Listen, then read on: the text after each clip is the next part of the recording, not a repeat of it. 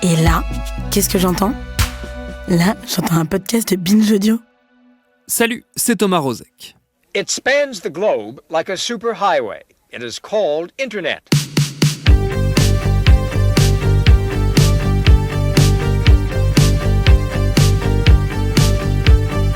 Est-ce que vous vous souvenez de la première fois que vous avez utilisé Internet ? Bon, je suppose que la réponse varie grandement en fonction de la génération à laquelle on appartient. Mathieu et Solin, qui sont aux manettes de la réalisation de cet épisode et qui sont des enfants, ont fait leur premier pas sur MSN. Forcément pour moi, du haut de mon grand âge, mes souvenirs diffèrent largement. J'ai en mémoire ce jour de 1997 ou 1998, je suis plus certain à 100% de la date, où mon papa, très enthousiaste, nous avait montré à mon petit frère et moi sur son ordinateur portable de travail, qui était déjà pour nous un objet qui nous semblait tout droit sorti d'un film de science-fiction, à quoi ressemblait un site internet. Une révolution, nous expliquait-il. Nous, on voyait surtout un machin qui moulinait et mettait environ 10 minutes à afficher une image. Il n'empêche, il avait raison, et quelques mois plus tard, nous étions accrochés. Nous découvrions les sites, bientôt les forums, les mails, puis le téléchargement des nuits entières, les jeux en ligne, etc. etc. Parmi les incontournables de ce web grand public tout juste naissant, il y avait un site au reflet mauve et blanc qui incarnait la modernité incroyable d'une plateforme où on trouvait un service de courrier, des infos, des foires aux questions, de la vente en ligne, un grand marché qu'on pensait taillé pour durer. Sauf que dans cet univers-là, les empires s'effondrent aussi vite qu'ils se sont bâtis. Et celui-là, qui s'appelait Yahoo, certains l'auront deviné, n'a pas survécu à la seconde révolution du web social des années 2000-2010. Vendu à la découpe en 2017, il continue sa lente décrépitude, annonçant de temps en temps la cession d'un actif, la fermeture d'un service. Tout récemment, en ce printemps 2021, a été actée par exemple la disparition de Yahoo Answers, ce portail des temps anciens où on pouvait venir poser n'importe quelle question, de la plus stupide à la plus complexe, et espérer trouver des infos. Un clou de plus dans le cercueil déjà bien scellé de l'ex-leader du web triomphant du tournant du 21e siècle, qui nous a donné envie de raconter comment s'écroulent ces géants qui nous semblent tellement ancrés dans nos vies numériques qu'ils en paraissent increvables. Ce sera notre épisode du jour. Bienvenue dans Programme B. Les moteurs de recherche se comptent par dizaines sur l'Internet. On leur indique un thème et ils cherchent pour vous, sur tout le réseau, tous les sites qui s'y rapportent. L'un des plus célèbres s'appelle Yahoo. Comme dans pas mal d'histoires industrielles de la culture web, les choses commencent pour Yahoo à l'université. C'était soit ça, soit un garage. En l'occurrence, c'est à Stanford, en Californie, vivier de la plupart des cadres légendaires de la Silicon Valley, que notre histoire démarre, avec la rencontre de deux jeunes ingénieurs en devenir, Jerry Yang et David Filo. Nous sommes alors en plein dans les années 90, et la génération à laquelle appartiennent les deux garçons sait bien que le futur se niche dans cet usage embryonnaire qu'est Internet. Passionnés par la liberté, le foisonnement et la création qu'on y trouve, ils ont l'envie et l'idée de mettre au point une base de données, un annuaire, une page recensant via une organisation thématique les autres pages présentes sur le net. Oui, à l'époque, on pouvait encore indexer à la main Internet, c'est vous dire si le terme embryonnaire n'est pas un euphémisme. Cette page, ils l'appellent en toute simplicité le guide de David et Jerry pour le World Wide Web. C'est la première version du Yahoo des origines, et là aussi, comme dans toutes les bonnes histoires industrielles du web, le duo se fait remarquer en faisant cracher les serveurs de leur université qui leur demandent instamment d'aller bricoler ailleurs leur petite page à succès. Ils vont pouvoir le faire grâce au parrainage d'un pionnier du web. Il s'appelle Marc Andreessen, c'est le créateur du navigateur Mosaic et de Netscape, et il héberge leur page officiellement rebaptisée Yahoo au tout début de l'année 95. Ce nom, ils l'ont choisi pour sa sonorité qui amuse beaucoup David Filo. Lui a grandi dans le sud des États-Unis, en Louisiane, et là-bas, un Yahoo, c'est un plouc de la campagne, une façon sans doute de revendiquer un statut d'outsider. Yahoo! Après coup, le duo trouvera une signification supplémentaire et fera de Yahoo l'acronyme pour la phrase « Yet another hierarchically organized oracle », avec mon accent superbe, qu'on peut traduire par « et encore une autre base de données organisée hiérarchiquement ». Mais ça n'a que peu d'importance, puisque le nom Yahoo se suffit à lui seul et est surtout synonyme dans la seconde moitié des années 90 de l'incroyable vitalité du marché américain du web. Ce qu'on appellera plus tard la bulle Internet est en pleine expansion et le service d'indexation de Yang et Filo semble bien parti pour en être le leader mondial, face à la concurrence incarnée à l'époque par des noms aujourd'hui rangés au rayon des souvenirs, genre Lycos ou Excite. Dès 1996, l'entreprise entre en bourse, puis se lance à l'international, notamment en France, où elle écrase rapidement la timide concurrence locale, les quelques annuaires hexagonaux tout juste démarrés, incapables de s'aligner sur la force de frappe du nouveau géant du web qui s'était déjà permis le luxe de refuser une offre de rachat de 2 millions de dollars de la part du très puissant fournisseur d'accès AOL, une fortune à l'époque. En 1997, Yahoo se lance sur un nouveau et très prometteur créneau, celui de l'email, dont l'usage explose partout dans le monde occidental, à la fois côté entreprise, mais aussi et surtout chez les particuliers. L'année suivante, Yahoo va manquer sa première grande occasion, évidemment, et c'est vrai pour tout le récit qui suit, c'est très facile de refaire le match une fois qu'il est terminé et de pointer toutes les erreurs petites et grandes qui ont signé l'arrêt de mort du site, ça n'est pas le but.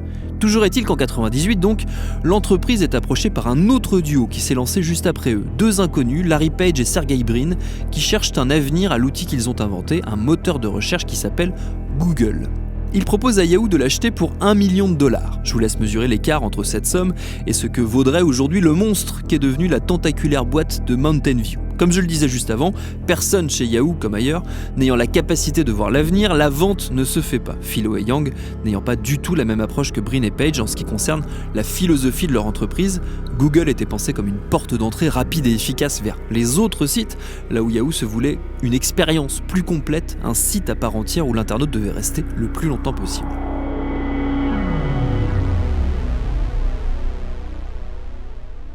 Ceci dit, les deux entreprises s'entendent sur plusieurs points, notamment sur la pub qui est déjà et va rester le nerf de la guerre de la monétisation sur Internet. Ils collaborent sur plusieurs outils, Yahoo pour sa part est en pleine expansion. En quelques années, le site, qui n'était qu'un petit projet parallèle de deux étudiants, est devenu une multinationale. Début 99, ils atteignent les 2000 salariés. Un an plus tard, ils sont 4000 à travailler pour le site qui génère près d'1 milliard de dollars de revenus par an et est le partenaire de référence sur Internet pour des géants comme MTV ou Visa. Rien ne semble pouvoir arrêter Yahoo qui pourtant vit déjà ses derniers instants d'euphorie et va très bientôt dégringoler de son piédestal.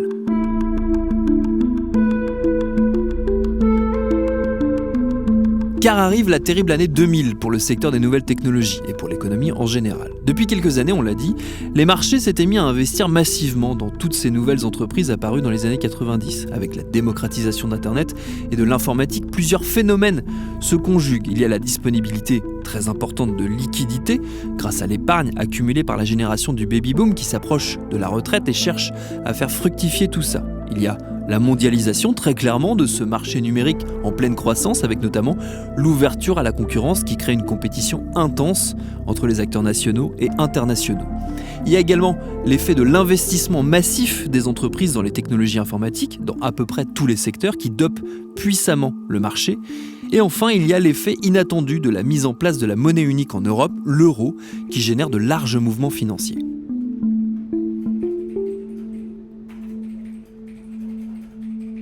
Tout semble donc réuni pour ouvrir une ère de prospérité. On parle même de nouvelle révolution industrielle. On se met à rêver à voix haute d'une nouvelle séquence digne des 30 Glorieuses en termes d'enrichissement. Et au début, ça y ressemble bien. Sauf que, comme on dit, le diable se niche dans les détails. Et en l'occurrence, le détail, qui n'en est pas un, c'est que les analystes financiers et les conseillers en investissement ont très mal mesuré les capacités à long terme de toutes ces entreprises et startups qui font l'objet de toute cette frénésie. Ils ont notamment très largement surestimé leur capacité à générer du profit, voire à tout bonnement arriver à l'équilibre. C'est là que les choses coincent. En mars 2000, il apparaît clair qu'une bonne partie de ces boîtes numériques très bien cotées dépensent plus qu'elles ne gagnent. Résultat, leur taux d'intérêt remonte en flèche et c'est le krach, la récession, les faillites qui s'accumulent. C'est l'effondrement de Wall Street vendredi et la panique des marchés asiatiques qui ont inquiété aujourd'hui les petits porteurs. Alors pourquoi des fluctuations aussi brutales, des baisses aussi sévères ? Tout simplement parce que certaines valeurs avaient beaucoup trop monté, trop vite. Les grands coupables seraient donc les valeurs de la nouvelle économie, ces entreprises.com qui travaillent sur Internet et qui ont fait l'objet d'une spéculation effrénée. Dans ce cas, l'Internet serait-il responsable de la crise ? Trop cher les valeurs Internet, sans doute, mais doit-on pour autant s'inquiéter des effets économiques de telles secousses ? Les experts considèrent que les perspectives de l'activité, de la consommation et même de l'investissement boursier restent bonnes. Les petits malins pensent déjà qu'il y aura des affaires à faire, encore faut-il ne pas prendre la bourse pour un casino. Yahoo, dans cette ambiance délétère, surnage mais souffre. Ses revenus publicitaires se cassent la figure et surtout son action, qui faisait partie des plus profitables, perd 87% de sa valeur. À ça s'ajoutent les attentats du 11 septembre 2001 qui finissent de terroriser les marchés déterminés à ne plus prendre de risques et à limiter leurs investissements dans ces boîtes numériques peu fiables. Yahoo doit se lancer dans une période de licenciement et de diversification pour garder sa place de leader mondial déjà largement convoité, notamment par Google qui de plus en plus les talonne. Leur duel va s'étaler tout au long de la première partie des années 2000. Yahoo tente de lancer son propre moteur de recherche, de distancer la concurrence sur les mails, sur les blogs, sur l'entertainment ou sur le commerce en ligne, sans succès. Les acquisitions successives n'aboutissent pas. Alors le patron du moment, Terry Semel, aux commandes depuis l'éclatement de la bulle Internet, tente un coup de poker. En 2007, il met $1 milliard sur la table et propose de racheter Google. Premier refus. Il triple la mise, 3 milliards à prendre ou à laisser. Google décline et sème définitivement son concurrent qui n'arrivera plus jamais à le rattraper. On l'a dit en ouverture de l'émission, le numéro 1 des moteurs de recherche en France, c'est Google. Alors un moteur de recherche, d'abord, c'est quoi? C'est un truc, c'est un logiciel qui permet... Tous les gens qui sont sur Internet utilisent un moteur de recherche. Je pianote assurance et on va me donner... Jean-Marc Sylvestre et vous tombez sur la page sur TF1 dans des coulisses de l'économie. Le numéro 1 en France, c'est Google. Le numéro 1 dans le monde, c'est Google. Non. Yahoo est un annuaire. Ah bon, il fait aussi moteur de recherche, mais quand vous tapez un mot sur Yahoo, il va d'abord chercher dans l'annuaire, puis il fait appel à Google comme moteur de recherche. L'année suivante, un étrange épisode a lieu que tous les récits de la lente chute de Yahoo se doivent de relater tant il illustre le changement brutal de statut de l'entreprise. En janvier 2008, Microsoft, le géant de l'informatique, un peu largué sur le web, dépose une offre non sollicitée de rachat de Yahoo pour la somme record de 44,6 milliards de dollars, largement au-dessus de la valeur réelle de l'entreprise qui est loin d'avoir totalement remonté la pente depuis le krach de 2000-2001. On peut appeler cela une belle proposition de mariage. Le géant américain des logiciels, Microsoft, a fait une offre au groupe Internet Yahoo. Peu d'amour, certes, dans cette affaire économique, mais une dot importante, près de 44 milliards de dollars, de quoi réfléchir tout de même. Objectif, devenir un concurrent de Google, aujourd'hui en position dominante. Avec cette acquisition, l'entreprise créée par Bill Gates espère combler son retard sur les secteurs innovants du web mobile, de la pub en ligne et de la vidéo. Sauf que Yahoo va très mal gérer cette porte de sortie inespérée, persuadée de toujours dominer son secteur et donc de pouvoir imposer ses conditions.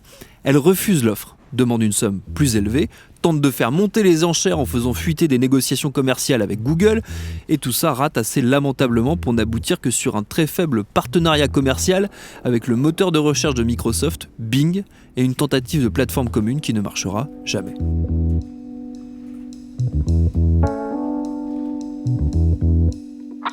Cet échec cuisant à rebondissement va coûter leur place aux patrons successifs de Yahoo qui voient en cette fin des années 2000, début des années 2010, une véritable valse de dirigeants et de dirigeantes, certains ne restant que quelques mois et repartant avec en poche des indemnités faramineuses. L'entreprise de plus en plus est décrite au mieux comme un espoir déçu, au pire comme un vestige du web d'avant, déjà voué à rejoindre la longue liste des défunts de la première vague d'Internet. Au printemps 2012, Yahoo semble donner raison à ses détracteurs en menant une nouvelle et dramatique vague de licenciements en supprimant près de 15% de ses effectifs. La fin semble plus proche que jamais, mais la même année, le site aux abois tente le tout pour le tout et sort de sa manche un as, en la personne de Marissa Mayer.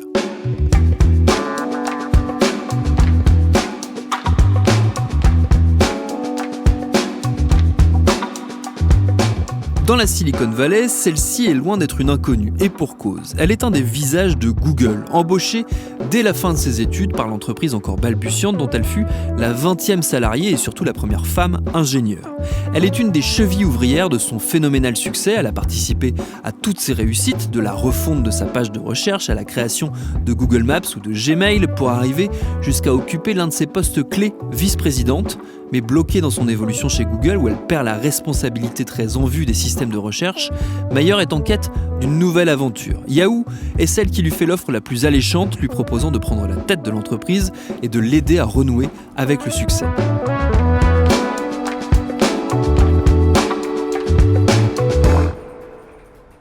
Ce qu'il faut bien voir par ailleurs, c'est que si Yahoo peut se permettre de débaucher l'une des stars de son secteur, c'est que paradoxalement, ses finances ne sont pas si catastrophiques, et ce grâce à un investissement pour le coup extrêmement judicieux. Quelques années plus tôt, l'entreprise a en effet pris des parts dans l'émergent site de vente en ligne chinois Alibaba, en pariant sur l'explosion du marché numérique local ce qui était plutôt bien vu puisque rapidement, non seulement le secteur devient massif en Chine, mais surtout Alibaba en est un des patrons incontestés. Astuce supplémentaire, les lois chinoises ne permettant pas aux entreprises étrangères d'investir directement dans les actions d'Alibaba, la seule façon à l'époque est d'acheter des actions de Yahoo, qui donc maintient ses finances à un haut niveau malgré ses échecs à répétition dans son propre marché. En 2012, donc, Marissa Mayer arrive à la tête de Yahoo avec pour mission de renverser la tendance et surtout de combler le retard grandissant dans les secteurs désormais incontournables du web social où s'imposent Facebook et Twitter, du mobile dominé par Apple et Microsoft ou de la vidéo où règne YouTube qui est désormais la propriété de Google. Mayer va donc se lancer 5 ans durant dans un vaste plan de repérage et de rachat ou de tentative de rachat de prometteuses pépites pouvant lui ouvrir les portes de ces juteux marchés. Dès 2013, elle pense avoir trouvé la perle rare, un site new-yorkais de microblogging qui fait alors l'objet des attentions de toute la Silicon Valley, un site baptisé Tumblr. It was huge news in the tech world. Yahoo, the internet giant whose star has dimmed in recent years, spending more than $1 billion to buy Tumblr, the hip multimedia platform for bloggers launched by 26-year-old David Karp, a major league gamble for Yahoo CEO Marissa Mayer. But can Yahoo make this work without spoiling the freewheeling spirit that has made Tumblr so popular? Mêlant images et textes courts, la plateforme est présentée à l'époque comme un concurrent sérieux face à Twitter notamment. Mayer décide alors de prendre tout le monde de court, à commencer par Facebook, et fait une offre d'achat à plus de $1 milliard, plus encore que ce que la concurrence a dépensé pour acheter Instagram l'année précédente. C'est dire si la confiance en Tumblr est élevée. Hélas, comme vous le savez déjà, Tumblr n'a pas remplacé Twitter, n'a jamais atteint les niveaux de popularité d'Instagram et n'a en gros jamais rempli les attentes démesurées placées en lui. Pire, incapable de monétiser la plateforme qu'elle avait dramatiquement surévaluée, Yahoo lui a coupé les ailes. Résultat, en quelques années, sa valeur a chuté de plus de $700 millions. C'est un vrai désastre. Mais en 2013, l'effet Mayer semble fonctionner. En juin, Yahoo repasse même devant Google en termes de fréquentation. Son action se maintient, l'avenir semble s'éclaircir. Mais en réalité, la machine ne redémarre pas. Et mois après mois, il devient clair que l'entreprise ne redeviendra jamais le géant qu'elle a été. Les tentatives sur la vidéo sont un échec. Mayer essaye sans succès d'acheter le français Dailymotion à Orange. Elle recrute à grands frais la star de la télé Cathy Couric pour tenter de s'imposer dans le secteur du divertissement et de l'info en ligne. Rien ne fonctionne.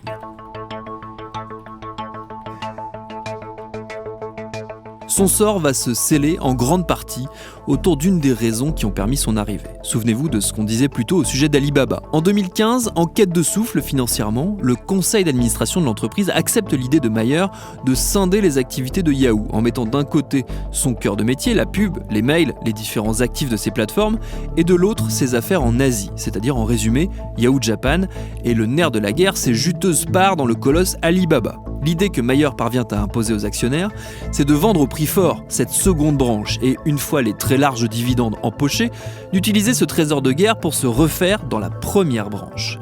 Mais là encore, le sort s'acharne. Des déboires fiscaux et diverses péripéties font que le deal n'aboutit jamais et que si la scission des activités est bien actée, c'est la première branche que le conseil d'administration décide finalement de vendre au plus offrant. Le désaveu ultime pour Marissa Mayer, dont les jours à la tête de Yahoo sont comptés et qui se voit en plus obligée d'annoncer une nouvelle vague de licenciements massifs.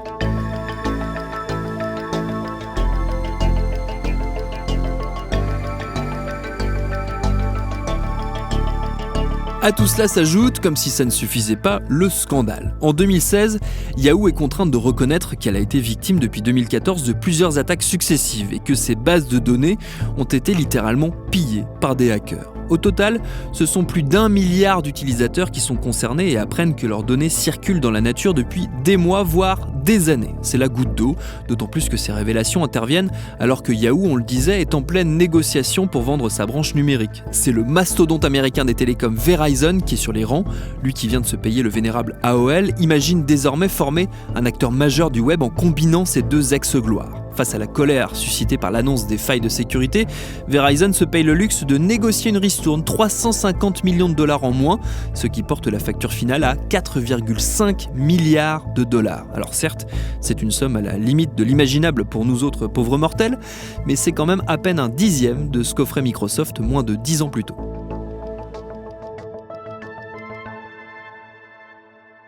En 2017, la vente est actée. Marissa Mayer quitte le groupe avec de très confortables indemnités. Yahoo donne le nom d'Altaba à sa filiale asiatique, seul vestige de son indépendance passée.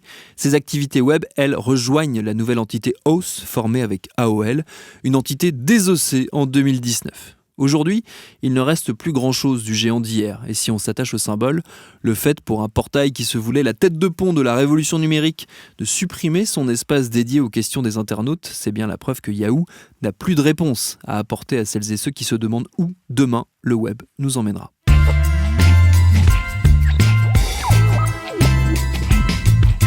Merci à Solin Moulin et à Mathieu Thévenon d'avoir réalisé et à Lauren Bess d'avoir préparé cet épisode de Programme B qui, comme vous le savez, est un podcast de Binge Audio. Abonnez-vous sur votre plateforme ou votre appli préférée pour ne manquer aucun de nos épisodes. Facebook, Twitter, Instagram pour nous parler. Et ouais, ni Yahoo ni Tumblr, c'est triste.